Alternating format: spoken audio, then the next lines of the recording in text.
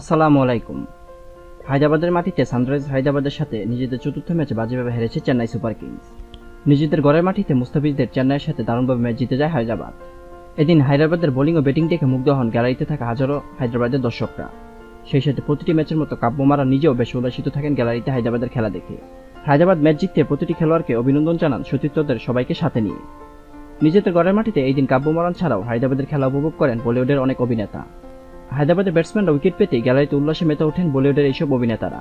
সেই সাথে ব্যাটসম্যানদের 4 ছক্কা দেখেও বেশ উজ্জীবিত হন সুপারস্টার এই অভিনেতারা। এদিন তারাও সাধারণ দর্শকদের মাঝে ক্রিকেট প্রেমে হারিয়ে গিয়েছিলেন। সবাইকে সাথে নিয়ে উল্লাসে মাতিয়ে রাখেন গ্যালারি। প্রতিটি খেলোয়াড়কে অভিনন্দন জানান উইকেট কিংবা 4 ছক্কা মারতে দেখেই। ম্যাচ জেতার পর সবথেকে বেশি উল্লাস করেন সব অভিনেতারা। কাব্যমারা নিজেও খুশি হন সুপারস্টার এসব অভিনেতাদের হায়দ্রাবাদকে সামনাসামনি এসে সাপোর্ট দেওয়ার জন্য।